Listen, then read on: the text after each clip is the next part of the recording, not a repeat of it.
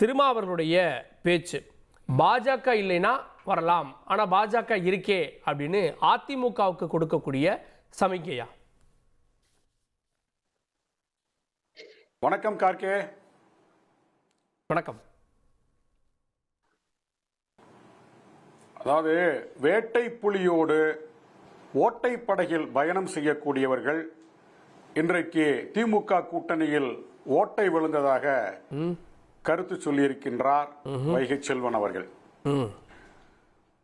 நாங்கள் எங்களுடைய நிலைப்பாட்டை பல காலகட்டங்களில் இருந்து தெளிவுபடுத்தி வருகின்றோம். எங்கள் தலைவர் அவர்கள் செல்லுமிடமெல்லாம் அதற்கு விளக்கம் அளித்து வருகின்றார். விடுதலை சிறுத்தைகள் கட்சியின் சார்பில் கடந்த 14ஆம் தேதி திருச்சியில் மதச்சார்பின்மை காப்போம் மாபெரும் மக்கள் எழுச்சி பேரணி நடத்தினோம்.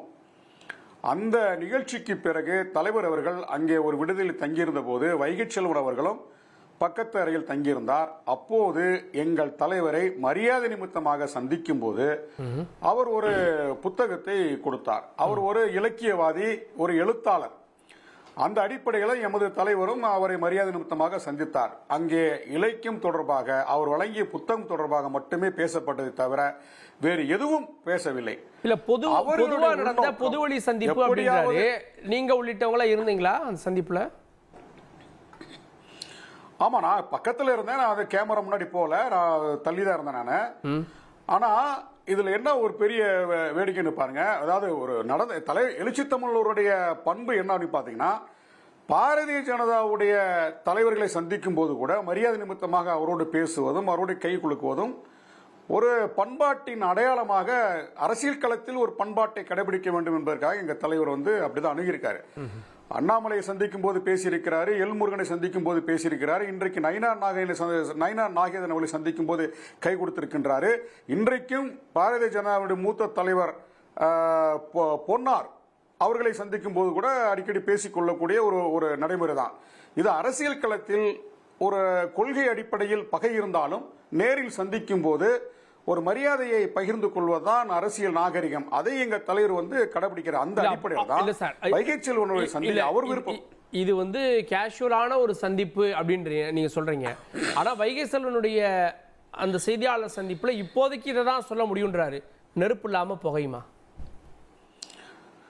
அதுதாங்க அவங்களுடைய உள்நோக்கம். என்ன அப்படின்னா, திமுக அணி வலுவா இருப்பதற்கு விசிக ஒரு காரணம். அப்ப விசிகாவை வம்புக்கிழுத்து, விசிகாவை சீண்டி, விசிகாவுக்கும் திமுகவுக்கும் ஒரு இடைவெளியை உருவாக்கி விசிக வெளியேறினால் தமிழ்நாட்டில் ஈஸியா திமுக அணியை தேர்தல் களத்தில் வீழ்த்திடலாம். இதுதான் அவங்களுடைய உள்நோக்கம். அந்த உள்நோக்கத்தின் அடிப்படையில் தான் பாஜக சைட்ல இருந்து அதே கருத்தை முன்மொழிகிறாங்க, அதிமுக சைட்ல இருந்து இந்த கருத்தை முன்மொழிகிறாங்க.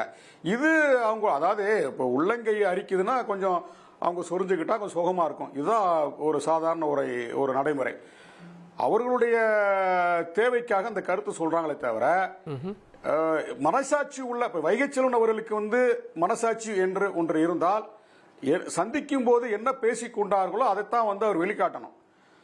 திமுக அணியில ஓட்ட விழுகுது அப்படின்னு எங்களை மையப்படுத்தி சொல்றது நகைப்புக்குரியது. ஏனென்றால் விடுதலை சிறுத்தைகள் கட்சி என்றைக்கும் சாதியவாத மதவாதத்தை முன்னிறுத்தக்கூடிய எந்த கட்சியோடும் ஒட்டும் கிடையாது, உறவும் கிடையாது ஏற்கனவே சொல்லிட்டாரு. அதிமுகவோடு பாஜக இருக்கு, நாங்க எப்படி சேர முடியும்? விரிவா பேசலாம். வைகை செல்வன் விஷயத்துக்கு நம்ம வந்துருவோம். நம்ம அதையும் பேசலாம். நான் முதல் பார்வை வாங்குற திரு பொங்கலூர் மணிகண்டன், நடந்தது ஒரு சாதாரண சந்திப்பு, அரசியல் பேசல அப்படின்னு திருமாவளவன் சொல்றாரு. அப்ப வைகை செல்வன் பொய் சொல்றாரா? இல்ல, அதிமுக பாரதிய ஜனதா கட்சி கூட்டணி வலிமையாக இருக்கிறது, உறுதியாக இருக்கிறது. அது யாருக்காக அந்த கூட்டணியில சச்சரவும் வராது. நான் முதல்ல தெளிவுபடுத்தேன். இது வருவாங்க இல்ல இவருக்காக மாற்ற அவருக்கு இதெல்லாம் இருக்காது. இது தெளிவாக திமுகவை தோற்கடிப்புக்காக உருவான ஒரு வலிமையான கூட்டணி. இந்த கூட்டணி உருவான பிறகுதான் பலர் மத்தியில ஒரு சச்சரவும் சங்கடமும் அச்சம் உருவாயிருக்கு. இதை ஒட்டித பல பேர் கருத்து சொல்றாங்க. இந்த அணியை சிதைப்பதற்கும் உடைப்பதற்கும் திமுக கங்கணம் கட்டி வேலை செய்யுதுங்க. அதுல ஒரு பகுதியை பல பார்த்துட்டோம். இப்போ அண்ணன் திருமாவளவன் அவர்கள் என்ன பேசினா என்பதை அண்ணன் வைகை செல்வர்களோ வெளிப்படையா இருவரும் சொல்லல, முழுமையா சொல்லல. இன்னொன்று, திமுக கூட்டணியில பெரிய கட்சியா இருப்பது அண்ணன் திருமாவளவன் தலைமையிலான விசிக தான், மறுக்க முடியாது. ஆனா அவர்கள் வாங்குகிற தொகுதிகள் காங்கிரஸோட குறைவானதுதான். அப்படி இருக்கையில் நான் 25 தொகுதி கேட்போம் என்றெல்லாம் சொல்றாங்க. அப்போ இவர்களுக்குள் ஒரு அச்சம் இருக்கிறது. இப்போ எப்படியாவது இந்த கூட்டணியை வைத்து இந்த பாஜக அதிமுக தனித்தனி இருந்திருந்தா இதை காட்டி அதிமுகவுக்கு சென்று விடுவோம் என்று சொல்லி பேரம் பேசுவதற்கான ஒரு வாய்ப்பு இருந்தது. இப்போ திமுக இனி அது வாய்ப்பு இல்லை விசிகாவுக்கு. அப்போ விசிக பெரிய கட்சி தான், வலிமையான கட்சி தான். ஆனாலும் கூட திமுக என்னவா மதிக்கங்க, மதுவிலக்கு மாநாடுன்னு போடுறாங்க. இறுதியில அந்த மாநாடு என்னாச்சுங்க, மதுவிலக்கு போய் அது ஒரு போதைப் பொருள் மாநாடாக மாறி மாநில அரசை நடத்துகின்றவர்களே வந்து பேசி மத்திய அரசுக்கு எதிரான மாநாட மாறிச்சு. அப்போ இந்த தர்ம சங்கடத்தை எல்லாம் திருமாவளவன் அனுபவிக்கிறார். கொடியேற்ற முடியல, கூட்டம் போட முடியல, பேரணி நடத்த முடியல, திமுக அனுமதியை அரசு தனமான குற்றம் சாட்டிக் கொண்டு நாங்கள் வலிமையாக இருக்கிறோம் என்று பேசிக் கொண்டிருக்கிற காரணத்தினால பல பேர் கருத்தை முறை மாற்றி பேசுறாங்க. இதுக்கு அதிமுக பொறுப்பு இல்லைங்க, அந்த கட்சி பொறுப்பே அல்ல. நீங்க அதிமுக பிஜேபியோடு சேர்ந்து விட்டவர்கள் நீங்க வரமாட்டேன்னு சொன்னா அதை பத்தி யாரும் கவலை இல்லைங்களே, யாரு வாங்கன்னு இப்ப திரும்ப சொல்லலையே. பாரதிய ஜனதா கட்சியோடு கடந்த காலத்துல திமுக அணி சேரலையா, அதே அணியில விசிக இடம்பெறலையா, அப்பெல்லாம் சனாதனம் பேசப்படலையா? அதாவது தேர்தல் என்பதும் கூட்டணி என்பதும் ஒரு கட்சியை தோற்கடிப்பதற்காக உருவாக அணி என்று திரு கருணாநிதி யார மனசுல வச்சு திமுக கூட்டணியில ஓட்டேன்னு சொல்றாரு வைகை செல்வன், விசிகாவை இல்ல அப்படின்னு. திமுக அணியில் ஓட்டை உண்மை, ஒருவருக்கொருவர் காலை வாரக்கூடிய நிகழ்வுகள் நடக்க போகிறது. காரணம் என்ன சொன்னா, தலைவர்கள் ஒன்றாக இருந்தாலும் தொண்டர்கள் அணி சேர மாட்டார்கள். காரணம் கம்யூனிஸ்ட் கட்சி மிக கடுமையாக விமர்சிக்கிறது.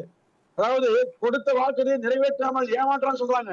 பிசிக அதாவது ஆளுங்கட்சியோடு முதலமைச்சர் நெருக்கமாக இருந்து கொண்டு அவர் செல்லும் நிகழ்ச்சியிலேயே அனுமதி இல்லை, அவர் கொடியேற்ற போனாலே அனுமதி இல்லை. அப்போ இதுக்கு என்ன சொல்லுவீங்க? இப்போ அவர் முரண்பாடு மக்கள் மத்தியில் வராதா? அப்போ மதிமுக என்ன சொல்லுது, திரு துரைவைக்கு என்ன சொல்றாரு? இப்போ எல்லோருக்குள்ளேயும் ஒரு வேறுபாடும் மனக்கசம் இருந்து கொண்டே இருக்கிறது. அந்த மனக்கசப்போட பயணிப்பதற்கு காரணத்தை வெற்றி கூட்டணி நம்புறாங்க. இது வெற்றி கூட்டணியாக மாறப்போகிறது. இல்ல, எங்களுக்குள்ள பல முரண்கள் இருக்கு, நாங்க பேசி சரி பண்ணிக்கிறோம்னு திமுக தலைவரே சொல்றாரு. முரணுக்கும் ஓட்டுக்கு வித்தியாசம் இருக்கு. சார், அதாவது 4.5 ஆண்டுகளாக இந்த முரண் நீடிக்கிறது. இதே கொடியேற்ற முடியாத நிகழ்ச்சி 4.5 ஆண்டுகளாக நீடிக்கிறது. அப்ப எப்ப பேசிட்டீங்க? எப்ப முடிஞ்சது? கொடிக்கம்பத்தையே ஏற்ற முடியல, பேரணிக்கு அனுமதி இல்லைன்னு சொல்லி ஒரு ஆளுங்கட்சியோடு இருப்பவர் சொன்னால் அப்போ எந்த லட்சணத்தில் உங்களை மதிக்கிறாங்க? மதிப்பா தானே? அப்போ இந்த அவமரியாதை செய்ய இடத்தில் திமுகவோடு விசிக பழம்பொழுது கட்சியாக இருந்துமே, காங்கிரஸை விட பழம்பொழுது கட்சியாக இருந்துமே அங்கே அடிமையாக இருக்கக்கூடிய அவசியம் என்ன? இதை அந்த கட்சி தொண்டர்கள் விரும்பலங்கிறத உண்மை. அப்போ அந்த விருப்பத்தைக்கு வாராக விசிக, கம்யூனிஸ்ட் கட்சிகள், மதிமுக, இன்னும் சில கட்சிகள் இடம்பெறுவது காரணம் என்ன? தொடர்பற்றி நம்புறாங்க. தொடர் தோல்வி என்கிற ஒன்றை 2026 திமுக அனுபவிக்குங்க. அதுல பாருங்க.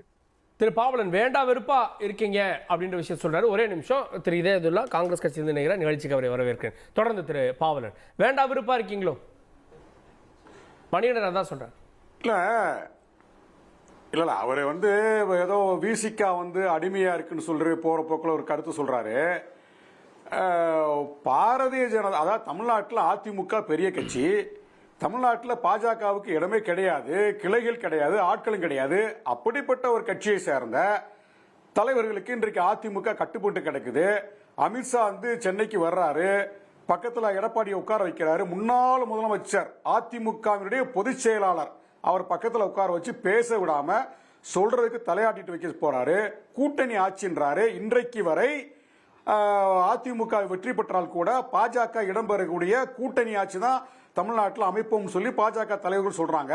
இதையெல்லாம் காதால கேட்டு கேட்டு வாய் மூடி அடிமையா இருக்கக்கூடிய தலைவர் தான் எடப்பாடி. ஆனால் அந்த கட்சியை சேர்ந்த தொண்டர்கள் இதை யாருமே விரும்பல. கடந்த 2021 தேர்தலிலேயே அதிமுகவும் பாஜகவும் பெரிய மோதல் நடந்தது. எடப்பாடி அவர்களை நாங்க முதலமைச்சராக ஏற்றுக்கொள்ள மாட்டோம்னு பாஜக சொன்னது. அதே மாதிரி மோடியோட படத்தை நாங்க போட மாட்டோம் அப்படின்னு சொல்லி அதிமுக தொண்டர்கள் சொன்னாங்க. இந்த முரண்பாடு இன்றைக்கு வரை நீடித்துக் கொண்டிருக்கிறது. இப்படி பொருந்தா கூட்டணியை உருவாக்கிக்கிட்டு மிரட்டி உருட்டி ஒரு கூட்டணி உருவாக்கி வச்சுட்டு இருக்கும்போது திமுக அணி வலுவா இருக்கும் போது அவங்க கண்ணை உறுத்திட்டு இருக்குங்க. திமுக அணி வலுவா இருக்கு. ஆனா விசிக அவ்வப்போது இந்த குரல்களை எழுப்புது. நீங்க நடத்தின மதுவிலக்கு மாநாட்டில இருந்து சொல்றாரு சார்.